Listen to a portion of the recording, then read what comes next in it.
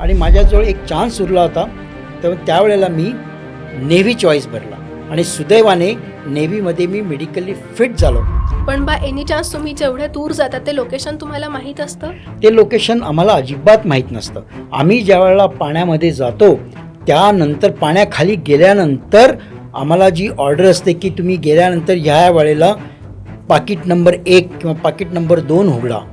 ते उघडल्यानंतर कळतं की आम्हाला कोणत्या दिशेने जायचं आहे, कोणत्या एरियात जायचं आहे. पीस टाईममध्ये सुद्धा आम्ही प्रत्येक वेळेला आमच्याकडे 60 दिवसाचं राशन, 60 दिवसाचं वस्तू नेहमी ठेवत असतो. मग कधी आम्ही 2 दिवसाकरता जरी बाहेर गेलो तरी आमच्याकडे 60 दिवसाचं फ्युएल, राशन, पाणी सगळं घेऊन आम्ही जातो. आम्ही दिवस आणि रात्र चेंज करतो.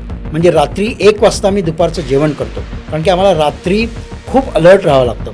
रात्रीच्या वेळेला आम्ही पाण्याच्या जवळजवळ 30 फूट खाली येतो. तर कधीकधी आपल्याच जर का पाण्यात असलो, कधीकधी आम्ही रात्री वरती येतो आणि सगळ्यांना सांगतो, अनाऊन्समेंट होते ॲक्च्युली, की पाणबुडी 5 मिनटाकरता वरती आलेली. ज्याला पण फ्रेश हवा खायची असेल त्यांच्यासाठी आम्ही रोस्टर प्रोव्हाइड करतो आणि ते काही 1-1 मिनटावर वरती येतात, फ्रेश हवा घेऊन परत खाली जातात. पाणबुडीमध्ये आम्ही एकदा पाण्याखाली गेलो की आम्ही डिस्पोजेबल कपडे घालतो. कोणीही त्याचा रँक डिस्प्ले करत नाही. सगळ्यांचे इवन कॅप्टनपासून तर ज्युनियर मोस्ट सेलरपर्यंत एकच ड्रेस असतो. मला तर घरी जायला फक्त 2-3 तासच मिळाले. मी घरी गेलो, आंघोळ वगैरे इकडे फ्रेश झालो आणि लगेच परत आलो. आणि आम्हाला सांगितलं की रात्री, मला आठवतं रात्री 12 ते 1 वाजता आम्ही मुंबईच्या बाहेर पडलो. आणि माहीत नव्हतं आम्ही किती दिवसाकरता बाहेर जाणार आहे, कोणत्या दिशेने जाणार आहे, कुठे जाणार आहे, ते काहीच आम्हाला माहीत नव्हतं. पाणीसुद्धा आम्ही राशन करायचो की पाणी जेवढं पाहिजे तेवढंच आम्ही ग्लासमध्ये घ्यायचो आणि पाणी वायासुद्धा घालवायचो नाही. जे पाणी उरलेलं असायचो तेच पाणी आम्ही थोड्या वेळाने वापरायचो किंवा तेच पाणी आम्ही ब्रशिंग करण्यासाठी वापरायचो. 3-4 महिन्याचं बाळ तिला ऑपरेट करावं लागेल. तर ऑब्व्हियसली ती मिसेस खूप घाबरली होती.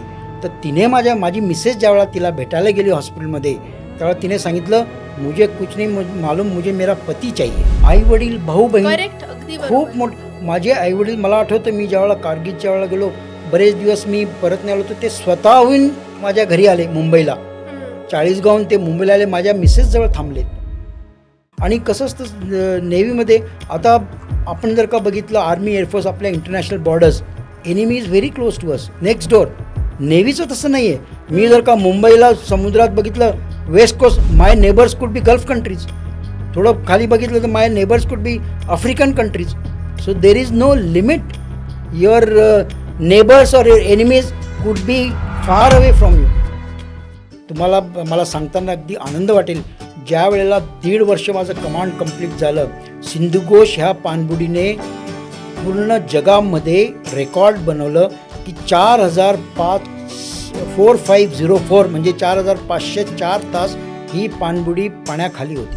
की I have seen huge transformation from the time I joined and when I left the Navy. म्हणजे not only professional, including shore support, family support, the way things have shaped up. तुम्ही जर का आता मी ज्यावेळेला नेव्हल बेसेस व्हिजिट करतो, I feel so proud and privilege की I was part of this navy some time back. इतके छान चेंजेस, इतके सुंदर चेंजेस झाले आणि इट इज प्रोग्रेसिव्ह आणि इम्प्रूव्हिंग.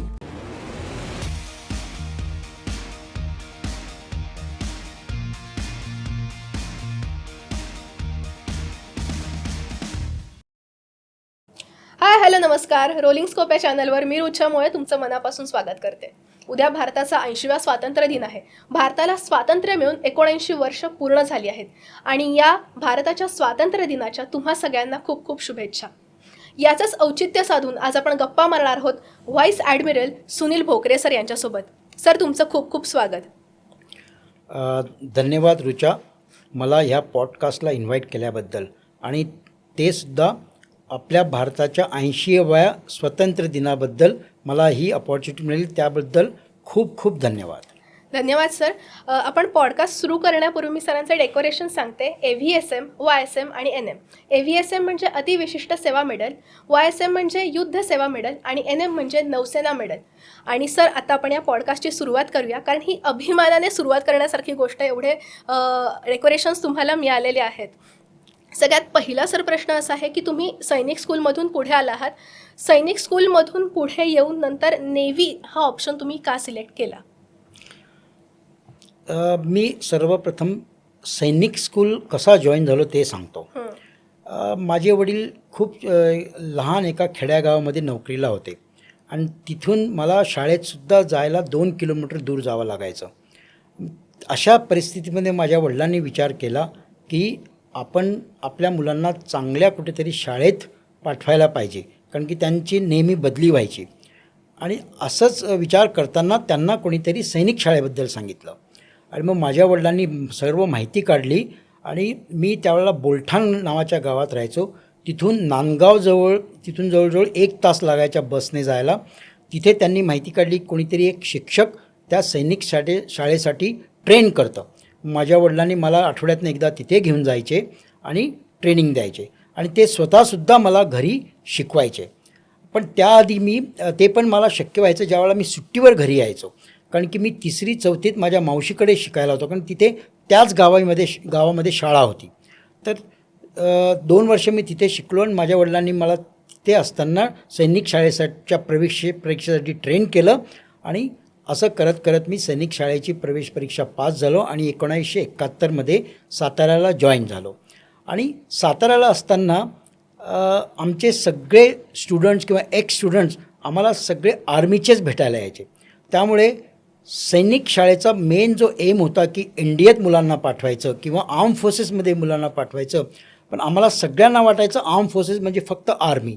आणि त्याचप्रमाणे माझासुद्धा ज्यावेळेला मी एनडीएची प्रवेश परीक्षेचा फॉर्म भरला, माझासुद्धा फर्स्ट चॉईस आर्मी होता, कारण की मला आर्मी आणि ते पण इन्फंट्री जॉईन करायचं होतं. मी रेखी परीक्षा पास झालो, SSB क्लिअर झालो, पण मेडिकली अनफिट झालो, त्यामुळे मी आर्मी जॉईन नाही करू शकलो. नेक्स्ट चान्सला मग मी एअरफोर्स चॉईस दिला. एअरफोर्स चॉईसला पण मी मेडिकलमध्ये अनफिट झालो आणि माझ्याजवळ एक चान्स उरला होता, तर त्यावेळेला मी नेव्ही चॉईस भरला आणि सुदैवाने नेव्हीमध्ये मी मेडिकली फिट झालो.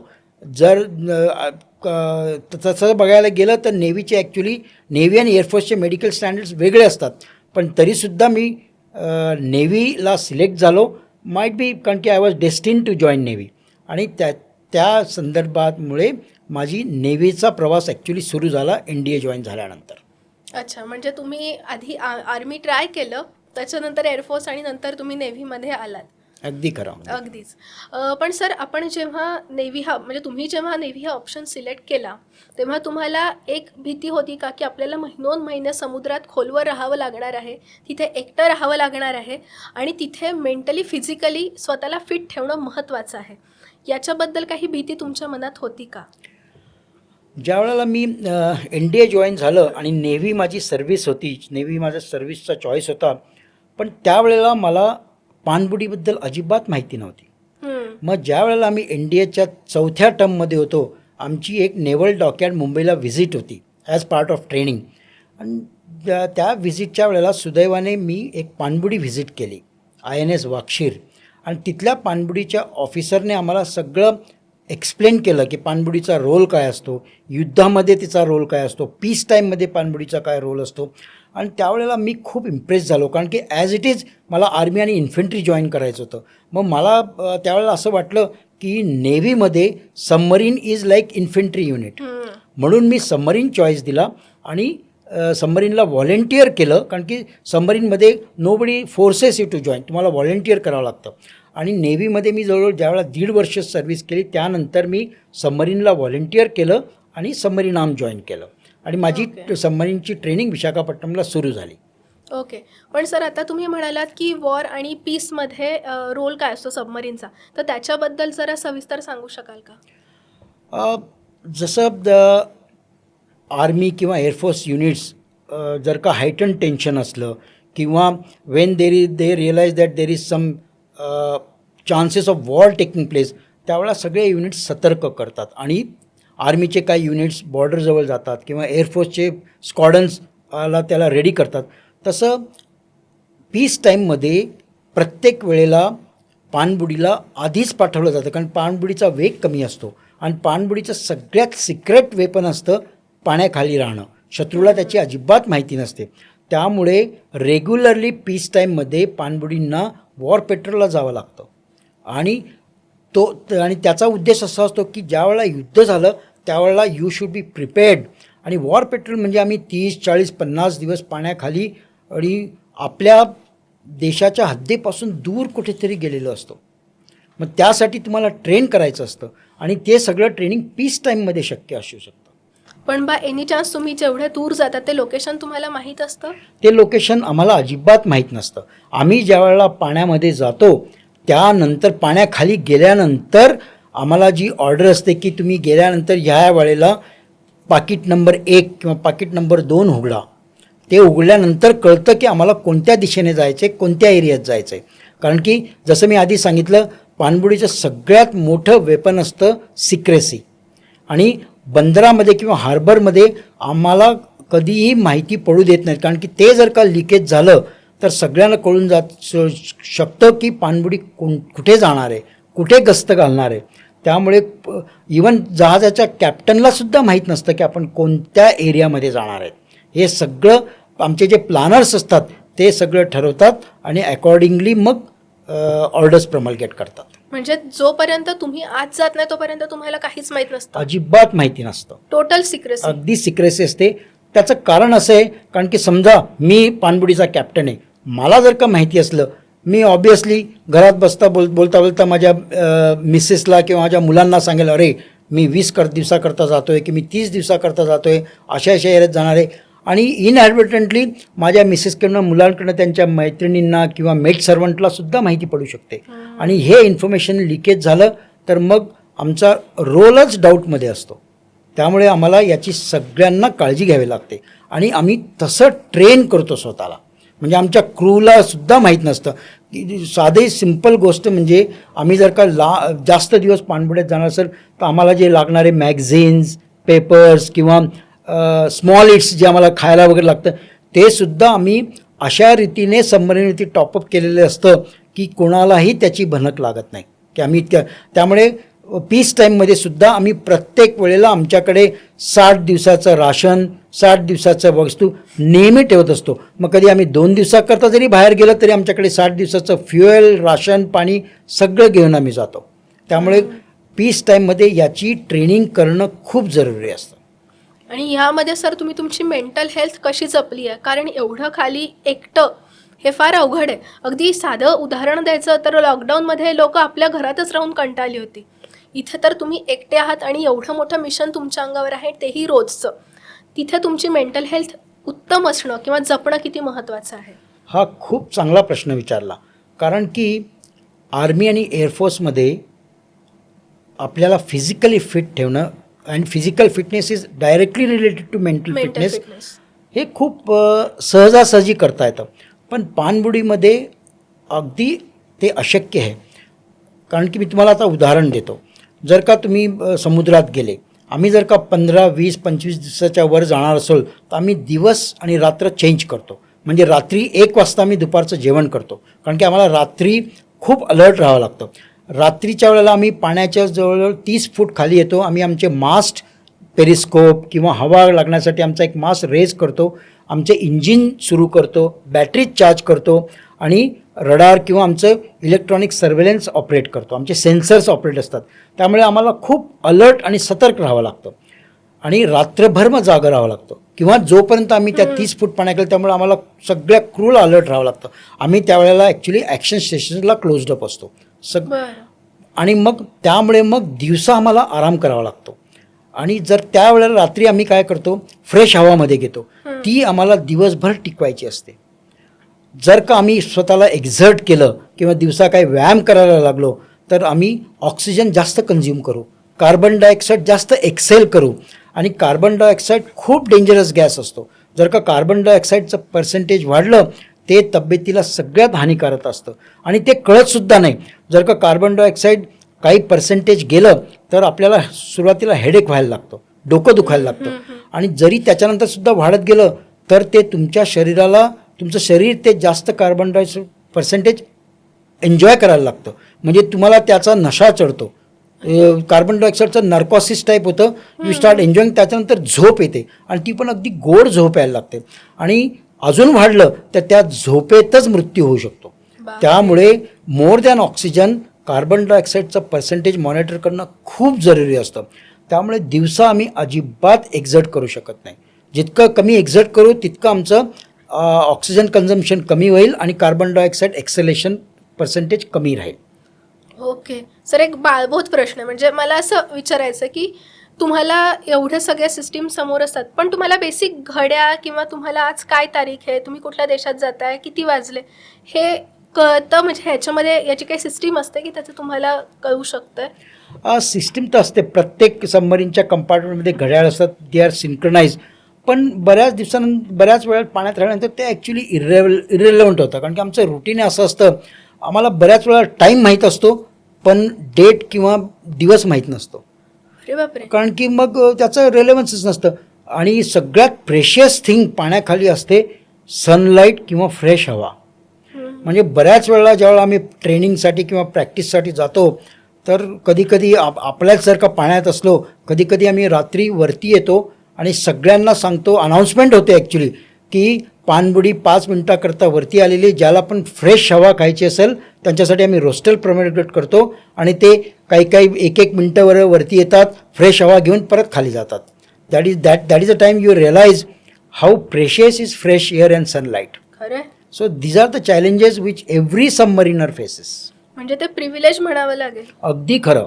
ज्या वेळेला आम्ही लांब जातो त्यावेळेला सनलाईट ज्यावेळेला पहिल्यांदा बघतो, अक्षरशः आमचे डोळे असे दिपतात, कारण की आम्ही बऱ्याच दिवसानंतर सनलाईट किंवा व्हिटॅमिन डी आम्हाला मिळतं आहे. हे सगळे पाणबुडीचे काय म्हणतात तुम्हाला डिसॲडव्हान्टेज किंवा प्रोफेशनल हजार्ड्स आहेत. ॲक्च्युली हे करावंच लागतं, कारण की पीस टाईममध्ये सगळ्या क्रूला ट्रेन करावं लागतं. आणि क्रूचं कसं असतं, प्रत्येक 6 महिन्यात नवीन बॅच जॉईन होते, मग त्यांना सगळ्यांना ह्या प्रोसेसमधून जावं लागतं. And that is actually leadership challenge, कारण की you have to motivate this people. त्यांना सदा सतर्क राहावं लागतं आणि इन ॲडिशन टू कॉम्बॅट ह्या सगळ्या गोष्टीचं सुद्धा ट्रेनिंग द्यावं लागतं. करेक्ट. म्हणजे एका मोमेंटला लीडर म्हणूनही राहायचं, एका बाजूला स्वतःची भूमिका तिथे असायचं, आणि एक तर स्वतःला आपण काय म्हणू, अगदी अलाइव्ह ठेवण्यासाठी सगळा म्हणजे हा सगळा खटाटोप आहे. ॲट द सेम टाईम आपल्याला देशाला सुद्धा पुढे न्यायचं, त्यासाठी ही खटाटोप आहे. इतकं मोठं सगळं सर आपल्या म्हणू शकतो एक वेगळ्या पद्धतीचं ओझं म्हणण्यापेक्षा जबाबदार नेतृत्व तुमच्याकडे त्या क्षणी असतं. आता हे एवढं नेतृत्व तुम्ही जेव्हा पार पाडत होतात, त्याच्यानंतर येतोय तो डॉल्फिन बॅच. तर डॉल्फिन बॅचबद्दल ऐकायला आवडेल, त्याचा तुमचा अनुभव कसा होता? आता हे सगळं ज्यावेळेला आम्ही ट्रेनिंग करत असतो त्यावेळेला कसं असतं, when you go through hardships, सगळ्यांनी ज्यावेळेला एकदम कठीण समस्येत कठीण वेळेतून गेले तर बॉन्डिंग खूप चांगलं डेव्हलप होतं. कारण की इस्पेशली पाणबुडीमध्ये कसं असतं, ऑफिसर्स सेलर्स पाण्याखाली सगळे सेम असतात. इनफॅक्ट जसं जहाजांवरती किंवा दुसरीकडे ऑफिसर्स त्यांचे रँक नेहमी घालत असतात, पाणबुडीमध्ये आम्ही एकदा पाण्याखाली गेलो की आम्ही डिस्पोजेबल कपडे घालतो. कोणीही त्याचा रँक डिस्प्ले करत नाही. सगळ्यांचे इवन कॅप्टनपासून तर ज्युनियर मोस्ट सेलरपर्यंत एकच ड्रेस असतो, त्याला आम्ही डिस्पोजेबल कपडे म्हणतात. आणि त्यामुळे आमचा जो सेलर असतो त्यालासुद्धा माहीत नसतो की अरे हा आमचा कॅप्टन आहे, म्हणजे रँकवरनं ते ओळखत नाही. तर ती जी, आणि आम्ही सेम फूड सेम ॲटमॉस्फिअर सगळेजण अनुभवतात, त्यामुळे जी बॉन्डिंग तयार होते त्यामुळे एकमेकांना खूप रिस्पेक्ट तयार होतो. आणि सगळेजण मग ज्यावेळेला आम्ही बाहेर येतो, ज्यावेळेला युनिफॉर्म घालतो, ज्यावेळेला आम्ही डॉल्फिन बॅच बघतो, सगळ्यांना वाटतं अरे he is a dolphiner, he is a submariner. मग तसं एकमेकांना, बिकॉज आम्ही हार्डशिप्स बरोबर बघितल्या आहेत, कष्ट बरोबर केलेत, आम्ही एकमेकांना त्या डॉल्फिन बॅचमुळे खूप रिस्पेक्ट देतो, मग तो ऑफिसर असो का सेलर असो. So that is a speciality of this dolphin batch. अच्छा, म्हणजे याच्यामुळे तुम्हाला आपण म्हणतो की एकात्मता सगळ्या ठिकाणी, तर ती एकात्मता तुम्ही इथे अशा ठिकाणी जपताय. येस, अगदी खरं. अगदीच. सर, तुम्ही कारगिलच्या युद्धामध्ये पण सहभागी होतात, त्या युद्धाचा अनुभव ऐकायला आवडेल की ज्याच्यामुळे तुम्हाला युद्धसेवा मेडल मिळालं. कारगिलचं ज्या वेळेला युद्ध सुरू झालं, नेहमीप्रमाणे आमची पाणबुडी 60 दिवसाचं राशन, वेपन्स, क्रू सगळे मटेरियल घेऊन तयार होती. आणि त्यावेळेला पूर्ण आपल्या देशामध्येच युद्धाचं ॲटमॉस्फिअर होतं, ॲम्बियन्स होतं. पण आम्हाला त्यावेळेला माहिती नव्हतं की आमच्या पाणबुडीलासुद्धा जावं लागेल, कारण की माझी पाणबुडी नुकताच 40 दिवसाचं पेट्रोल करून परत आली होती. पण आम्हाला लगेच सांगितलं की पूर्ण पॉलिटिकल सिच्युएशन अशी आहे की आपल्याला कधी पण तयार राहावं लागेल. आम्ही ज्यावेळेला समुद्रातनं आलो लगेच आम्ही सगळं टॉपअप केलं. फ्युएल म्हणजे ती तर पद्धतच असते, फ्युएल, राशन, क्रू आम्ही ज्यांच्या सुट्टी सगळ्यांच्या प्लॅन झाल्या त्या सगळ्या सुट्टी कॅन्सल कराव्या लागल्या आणि फक्त आम्हाला सांगितलं की तुम्हाला कोचीनच्या दिशेने जायचं आहे, बरं तुम्हाला समुद्रात जायचं आहे. बरं. मग आम्ही सगळं तयारी केली आणि इनफॅक्ट मला आठवतं मला तर घरी जायला फक्त 2-3 तासच मिळाले. मी घरी गेलो, आंघोळ वगैरे केली, फ्रेश झालो आणि लगेच परत आलो. आणि आम्हाला सांगितलं की रात्री, मला आठवतं रात्री 12 ते 1 वाजता आम्ही मुंबईच्या बाहेर पडलो. म्हणजे 40 दिवस ऑलरेडी तुम्ही होते, नंतर 2 तास घरी आणि नंतर परत. लगेच आम्ही आम्हाला फक्त थोडा वेळ लागला राशन वगैरे सगळं लोड करण्यासाठी. हां. आणि आम्ही रात्री सगळं लोड करून, ते आमचं सगळं ऑर्गनायझेशन सेटअप असतं, फटाफट आमचे वेपन्स तर लोडेडच होते, सगळं राशन पाणी लोड करून सगळ्या क्रूला हे करून आम्ही निघालो. आणि मग पाण्यात गेल्यानंतर आम्हाला सांगितलं की आमचं डायरेक्शन कुठे जायचं ते सगळं, आणि आम्ही सुरुवात झाली. आणि सगळ्यात महत्त्वाचं म्हणजे त्यावेळेला नुकताच आम्ही लांब सहलीमधून आलो, तर क्रूला मोटिवेट करणं फार महत्त्वाचं होतं. कारण आणि त्यावेळेला तो पिरियड असा होता की बऱ्याच जणांच्या मुलांच्या परीक्षा होत्या, त्यांना शाळेचं सगळं, पण ते आमचं फॅमिली सपोर्ट सिस्टम इतकं चांगलं असतं आणि सगळ्यांना मग आम्हाला मोटिवेट करावं लागलं. As a captain of the submarine माझा सगळ्यात मोठा टास्क हा होता. कारण माहीत नव्हतं आम्ही किती दिवसाकरता बाहेर जाणार आहे, कोणत्या दिशेने जाणार आहे, कुठे जाणार आहे, ते काहीच आम्हाला माहीत नव्हतं. सो हा सगळ्यात मोठा टास्क मला होता. मग आम्ही ज्यावेळेला जसं दिवस गेले, ज्यावेळेला आम्ही शत्रूच्या पाण्यामध्ये गेलो, आम्ही ज्यावेळेला पेट्रोल एरियामध्ये गेलो, त्यावेळेला आमचा खरा टास्क सुरू झाला. मग मला प्रत्येक वेळेला प्रत्येक कंपार्टमध्ये जाऊन सगळ्यांशी बोलायचं, सगळेजण क्युरियस असायचे की सर हम यहाँ कितने दिन रुकेंगे, क्या हमारा रोल है, सगळ्यांना मला एक्सप्लेन करावं लागायचं. आणि बऱ्याच प्रश्नाची उत्तरं मलासुद्धा माहीत नव्हती.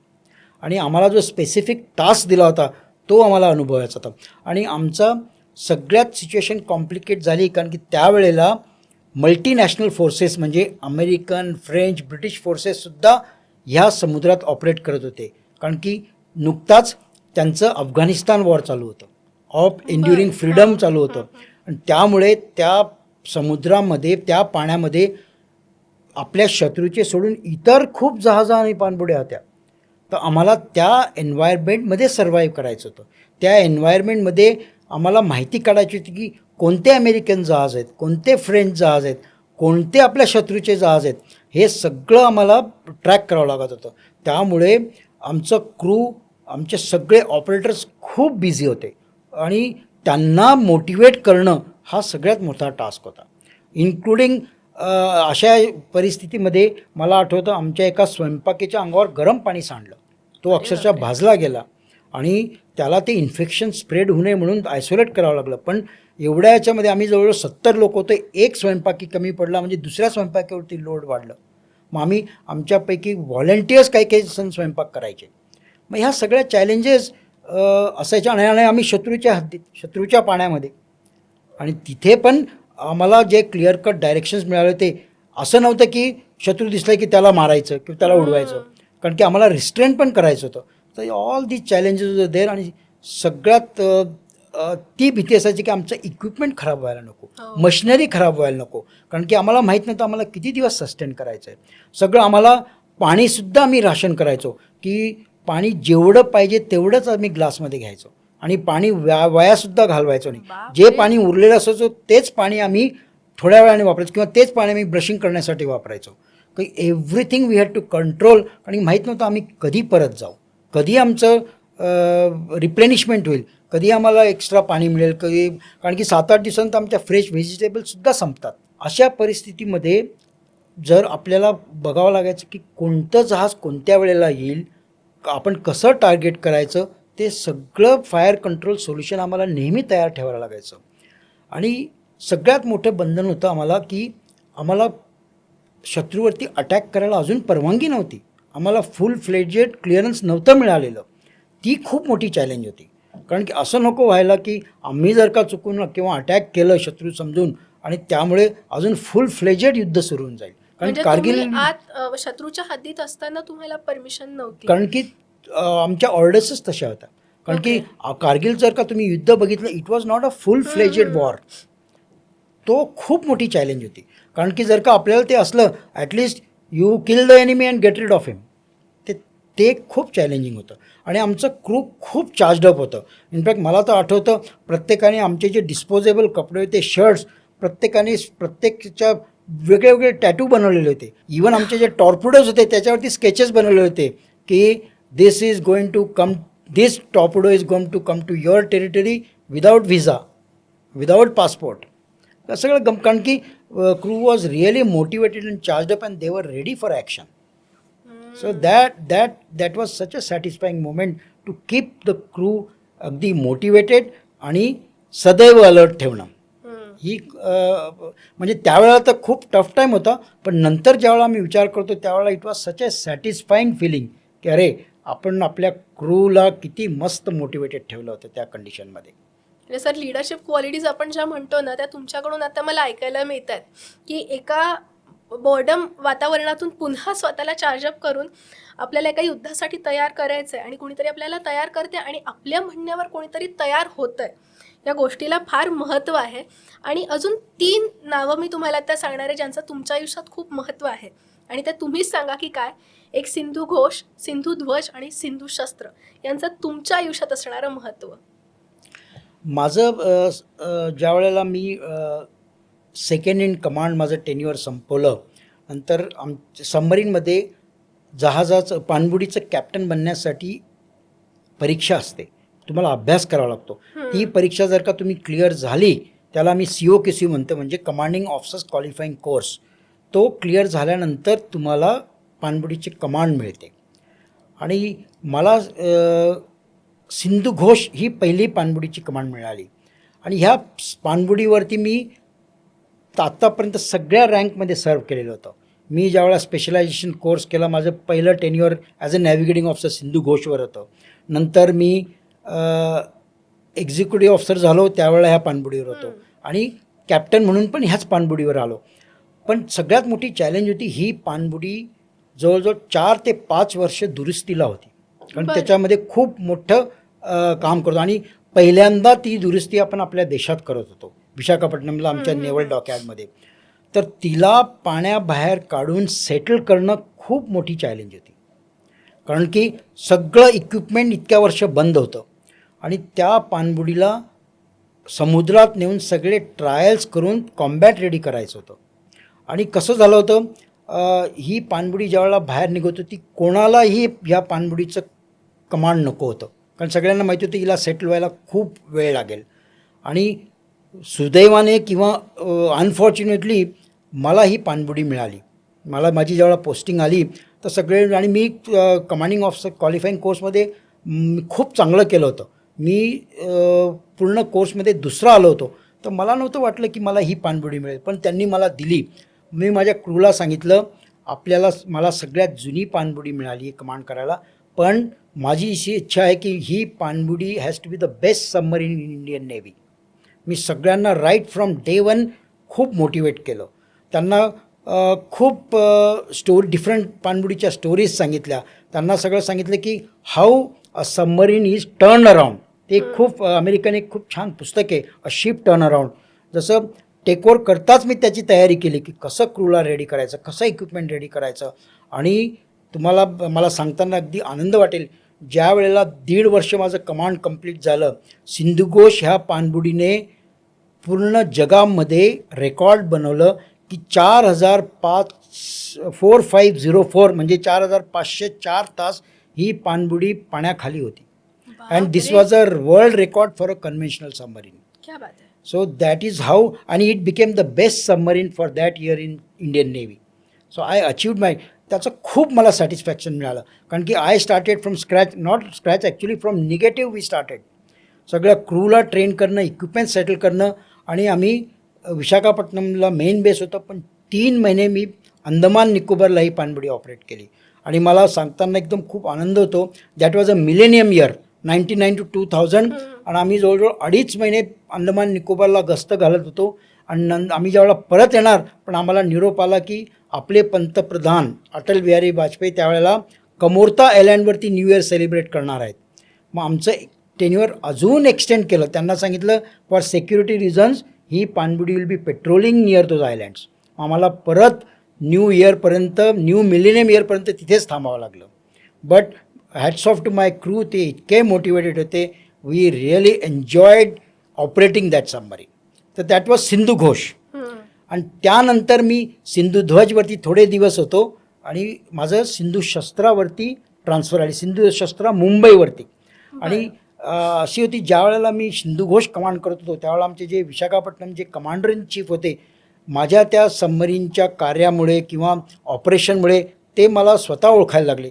मी त्यावेळेला फक्त कमांडर होतो आणि ते व्हाईस ॲडमिरल होते. पण ही न्यू मी बाय नेम की अरे हा सुनील भोकरे सिंधू घोषचा कॅप्टन आहे. आणि त्यांना माहिती होतं मी कशी ती सबमरीन ऑपरेट केली. आणि ज्या वेळेला मी सिंधू शस्त्राची मला कमांड मिळाली त्यावेळेला ते वेस्टर्न नेव्हल कमांडचे चीफ होते. मग ज्यावेळेला त्यांना कळालं त्यांनी मला स्वतः बोलवलं. ते म्हणाले की अरे तू पण आता मुंबईला आला आहेस माझ्या कमांडमध्ये, तर let us see you, we must operate together. आणि ऑपरेशन कारगिल सुरू झालं. आणि that is how I was blessed to get opportunity to operate this submarine in combat situation. म्हणजे सिंधू शस्त्र. वा. पण सर आत्तापर्यंत तुमच्या या पूर्ण 37 वर्षांच्या प्रवासामध्ये सगळ्यात चॅलेंजिंग असणारा एक्सपिरियन्स कुठला होता? तर पीस टाईममध्ये बघायला गेलं तर Sindhu Ghosh command was most challenging. कारण की मला त्या पाणबुडीला कॉम्बॅटवरती बनवायचं होतं, कॉम्बॅटवरती सगळं इक्विपमेंट सेटल करायचं होतं. पण ऑपरेशनली जर का म्हटलं तर Sindhu Ghosh was really challenging and satisfying. कारण की आम्ही ज्या सिच्युएशनमध्ये ऑपरेट करत होतो, ज्या कंडिशनमध्ये ऑपरेट करत होतो, इट वॉज एव्हरी डे, प्रत्येक दिवशी आमच्यासाठी एक्सपिरियन्स होता. कधी कधी इक्विपमेंट खराब व्हायचं. एकदा तर आमचं मेन इंजिन खराब झालं आणि त्यावेळेला माझ्या इंजिनियर ऑफिसरने, माझ्या बऱ्याच स्टाफने मला सांगितलं की सर आपण खूप रिस्की एरियात ऑपरेट करतो आहे आणि आपलं एक इंजिन खराब झाल्यामुळे आपल्यावरती खूप लिमिटेशन्स आहेत आणि आपल्या शेजारी सगळे जहाज ऑपरेट करत आहेत, आपण कोणत्याही क्षणी डिटेक्ट होऊ शकतो आणि I will not go back without completing the mission. त्यामुळे there is no second choice, आपल्याला हे मिशन कंप्लीट करायचं आहे. तुम्ही काही का करून हे इंजिन दुरुस्त करा किंवा आपल्याला शिकायचं आहे अंडर धीज लिमिटेशन्स आपण आपलं मिशन कसं अचीव करू. आणि सुदैवाने माझं क्रू रिअली माझ्याशी कोऑपरेट केलं. आम्ही अगदी सक्सेसफुली ते मिशन कंप्लीट करून आम्ही 43व्या दिवशी मुंबईच्या बाहेरवरती आलो.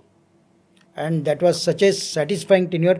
इनफॅक्ट माझ्या क्रूला फक्त एकच वाईट आठवत होतं की आपण आपलं वेपन लॉन्च केलं नाही. आपण कारण की सगळेजण खूप मोटिवेटेड होते, चार्जड अप होते, त्यांना ॲक्शन बघायची होती, पण ते काही बघायला मिळालं नाही. पण ज्या वेळेला मी सकाळी, मला आठवतं 4 वाजता मी मुंबई हार्बरमध्ये परत आलो आणि मला सांगितलं की 1 तास तुझा घरी फ्रेश होऊन, कारण की आम्हाला सकाळीच 6-6:30ला कमांडर इन चीफला भेटायचं आहे, त्यांना रिपोर्ट द्यायचा आहे कसा पेट्रोल झाला. आणि ज्या वेळेला मला नेव्हीने मला जिप्सी दिली, त्यावेळेला मी माझ्या घरी परत जात होतो, त्यावेळेला मी बघितलं, ज्यावेळेला मी रिगल थिएटर क्रॉस केलं, नेवल डॉक, मुंबईमध्ये रुटीन लाईफ चालू होतं. दूधवाले दूध विकत होते, न्यूजपेपरवाले न्यूजपेपर विकत होते, सिटी बसेस चालू होता. मी ज्यावेळेला परत आल्यानंतर सगळ्या माझं क्रूला ॲड्रेस केलं, त्यांना सांगितलं मी बघा आपण जरी समुद्रात होतो, आपल्याला चान्स नाही मिळाला ॲक्शन बघायचा, पण आपण आपला एम अचीव केला. कारण की ज्यावेळेला मी घरी जात होतो त्यावेळेला मुंबईकरांचं रुटीन लाईफ चालू होतं, आपल्या देशवासियांचं रुटीन लाईफ चालू होतं. ते शक्य झालं कारण की आपण सक्सेसफुल पेट्रोल केला, आपण सक्सेसफुल गस्त घातली. त्यामुळे असं नका समजू, actually we have achieved our aim. तर it was very satisfying. Exactly. पण याच्यानंतर हे सर तुमचा प्रवास थांबला नाही, तुम्ही IGNS पर्यंत गेलात. हे पद किती संवेदनशील आहे आणि याच्यामध्ये या पदापर्यंत येण्यासाठी किती नेतृत्व गुण तुमच्यामध्ये असणं महत्त्वाचं आहे?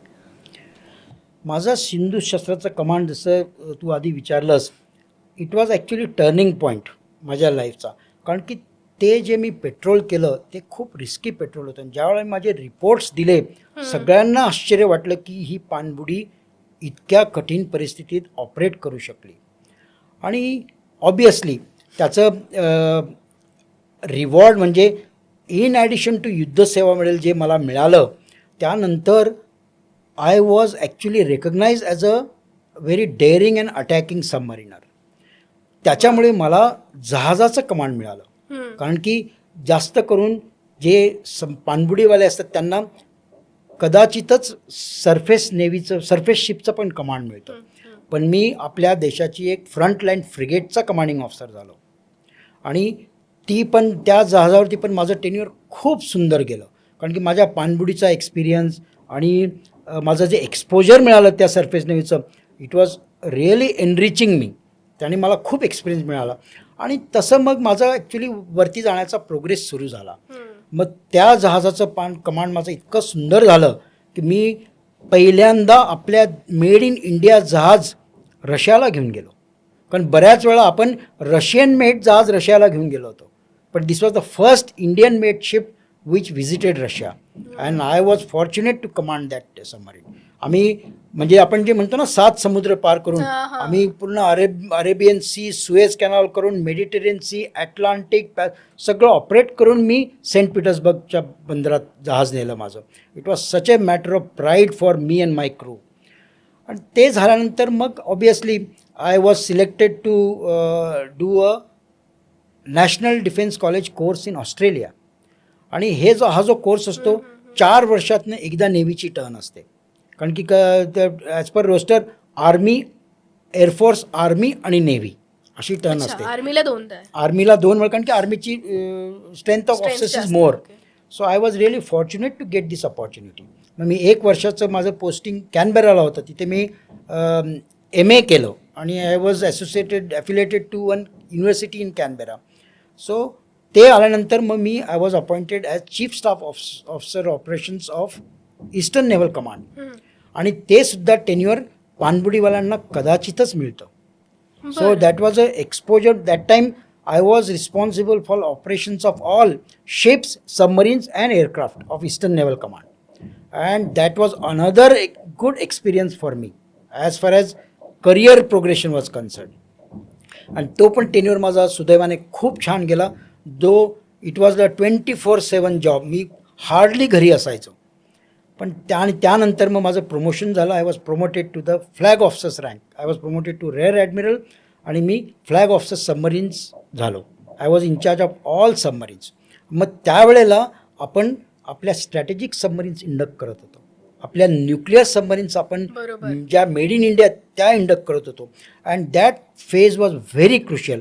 कारण की पहिल्यांदा आपण आपल्या देशात बनवलेल्या न्यूक्लिअर पाणबुड्या ऑपरेट करायला शिकत होतो. आणि त्याच्यामध्ये फक्त क्रू नाही, त्याच्यामध्ये एव्हरीबडी इज इन्वॉल्ड. जर शोअर स्टेशन जे मेंटेन करतात किंवा सिव्हिल ऑर्गनायझेशन, जर का रेडिएशन लीक झालं तर it can be a dangerous to the entire community. तर ते सगळं बघावं लागत होतं. आणि त्याची नेक्स्ट स्टेप होती, then I went as inspector general nuclear safety in Delhi. And that was a big responsibility. कारण की जे पण नेव्हीचे न्यूक्लिअर रिॲक्टर्स आहेत, whether it is ashore or afloat, I was in charge of safety of all the nuclear reactors. So it was a very challenging job. It was a big job आणि खूप मोठं organisation होतं.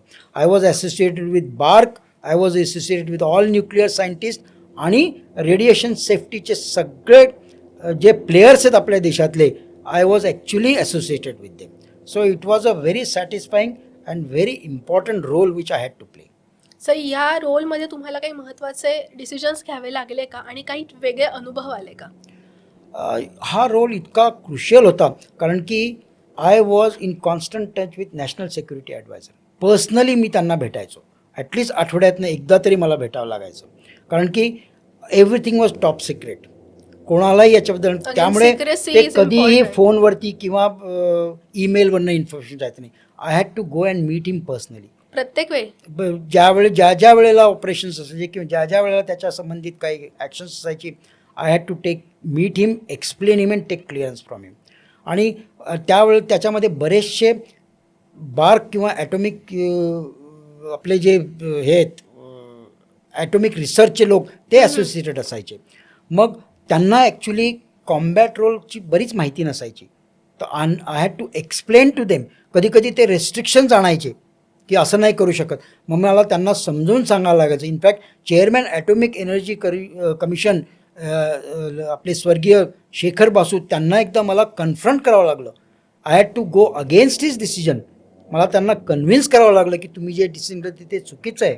आणि ते त्यांच्यासमोर आणि माझी नॅशनल सिक्युरिटी ॲडव्हायझरवर मीटिंग बोलवली आणि त्यांना मी कन्व्हिन्स केलं आणि त्यांनी त्यांचं डिसिजन मागे घेतलं. त्यांनी मला सांगितलं की what IGN is saying is अगदी खरं आहे आणि I will listen to his advice, आणि त्यांनी ते क्लिअरन्स दिलं. So it was really tough to convince him, but I was so fortunate. He agreed, he appreciated my explaining him, and that was actually very satisfying later on.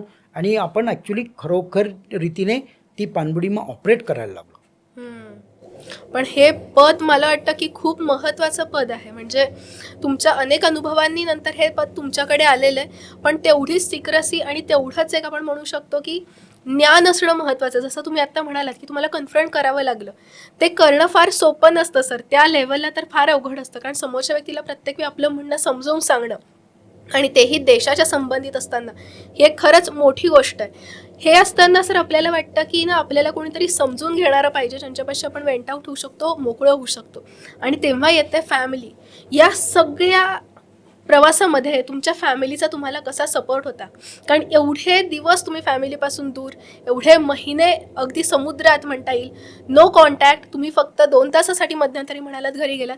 असं सगळं असताना family life, तुमचं हे professional life तुम्ही कसं balance केलं आहे? Arm फोर्सेसमध्ये म्हणजे मी तर म्हणतो तिघं services, army, navy, air force, family खूप मोठा रोल प्ले करतो. कारण की माझं असं म्हणणं आहे, जर का तुम्हाला प्रोफेशनली कॉम्पिटंट किंवा सिक्युअर राहायचं असेल तर डोमेस्टिक सपोर्ट किंवा फॅमिली सपोर्टची फार गरज असते. ज्या वेळेला आम्ही समुद्रात जातो त्यावेळेला आम्ही घरचा कधीही विचार करत नाही. आणि thanks to our shore support organisation, बरेच लोक म्हणतात ना, अरे आर्म फोर्सेसला एवढे प्रिव्हिलेजेस आहेत, पण त्याचं कारण आहे, आम्ही ज्यावेळेला समुद्रात असतो we can't think of our family. आम्हाला आणि पाणबुडीमध्ये तर आम्हाला संपर्कसुद्धा साधता येत नाही, वी कॅनॉट कम्युनिकेट. आणि आम्हाला माहीत नसतं की अरे आपली माझी मिसेस काय करत असेल किंवा माझ्या मुलीची तब्येत ठीक असेल का.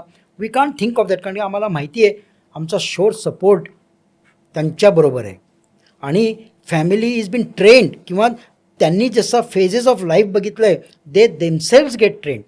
मला तर आठवतं ज्यावेळेला मी जहाजाचं कमांड करत होतो, we are operating in Atlantic ocean, त्यावेळेला माझ्या आणि जहाजावरती आम्हाला एक प्रिव्हिलेज होतं, घरून ईमेल यायचं. त्यावेळेला नुकताच ही सुरुवात झाली होती, ईमेलची सुरुवात झाली होती जहाजांवरती येणं.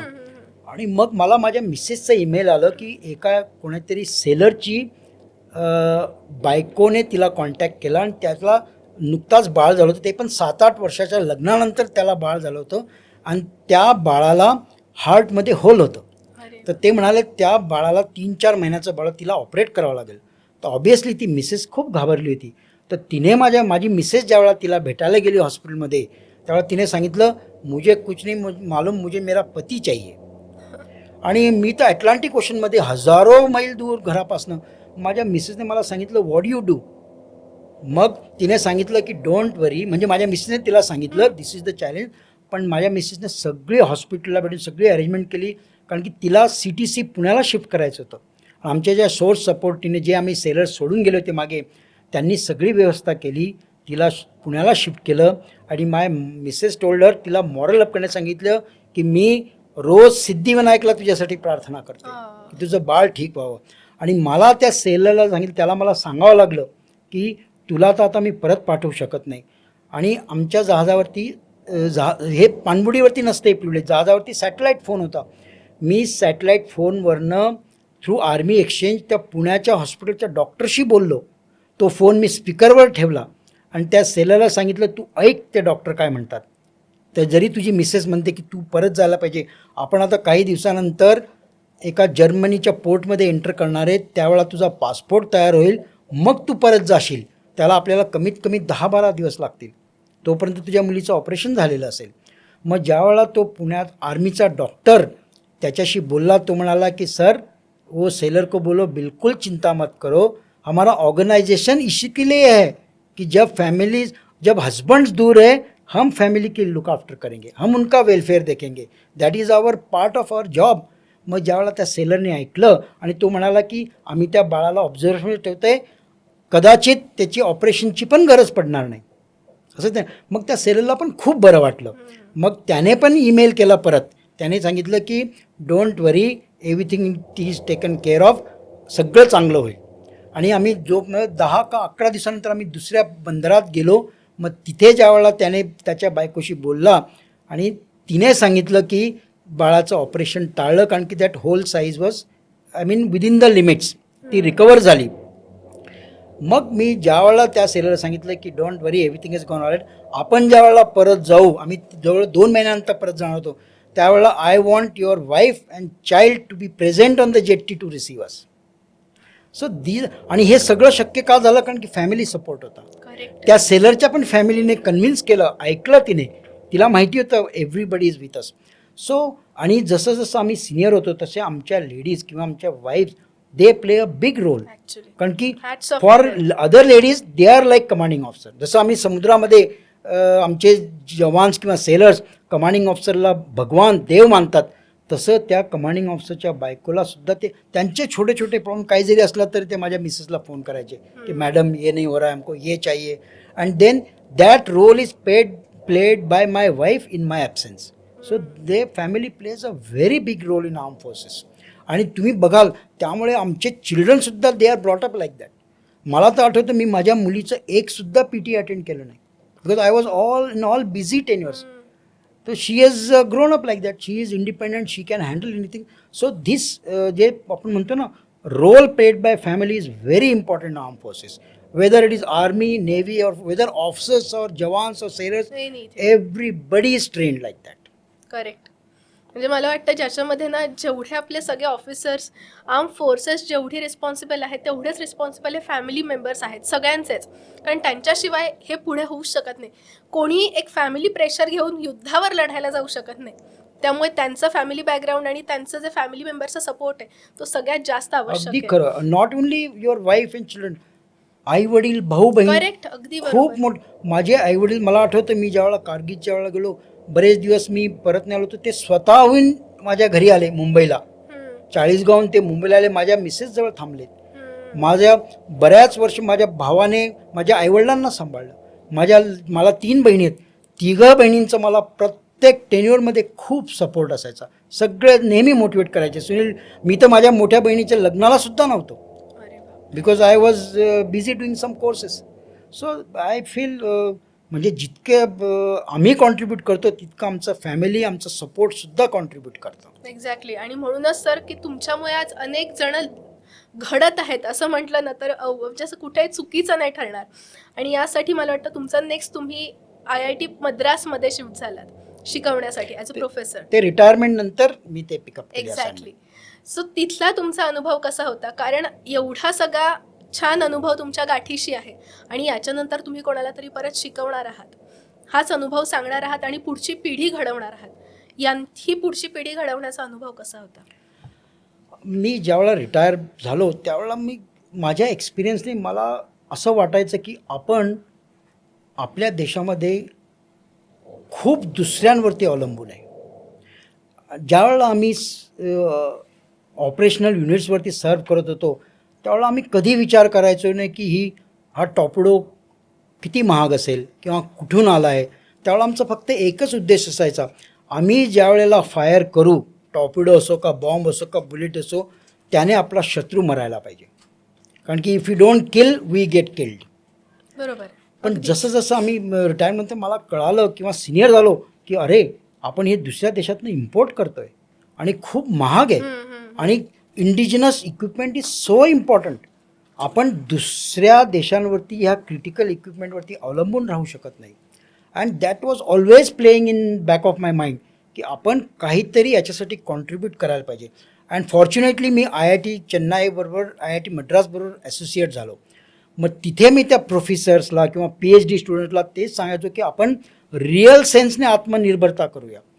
असं नाही की फक्त आपण ट्यूब, टायर्स, चेसिस किंवा काही कॅबिनेट्स बनवायचं. Let us start getting into making homing heads, making radars, making the heart of the equipment. Let us get into core technologies. And that was very satisfying. कारण की मी एक बघितलं आपल्याकडे आपल्या यूथमध्ये आपल्या नेक्स्ट जनरेशनमध्ये skill किंवा टेक्नॉलॉजीची कमी नाही आहे. आपल्याला फक्त त्यांना सपोर्ट करायला पाहिजे. We have to give them opportunities आणि we can actually turn the tables around. आपण इम्पोर्टरच्या ऐवजी we can become good exporters of equipment and that is what is happening. So माझं IIT Madras association was very satisfying, especially when I was dealing with the top elite of our country. So that was my experience of IIT Madras. म्हणजे त्याच्यानंतर तुम्हाला वेगळा अनुभव आला आणि त्याच्यामुळे अनेक लोकांना मार्गदर्शन मिळालं की कशा पद्धतीने काम केलं पाहिजे आणि कशा पद्धतीने काम होऊ शकतं इन फ्युचर. सर, जेव्हा तुम्ही जॉईन झालात नेव्हीमध्ये, तुमचा फर्स्ट डे, आणि जेव्हा तुम्ही रिटायर्ड झालात किंवा आज आपण म्हणूयात, तुम्हाला या क्षेत्रामध्ये काय बदल जाणवलाय?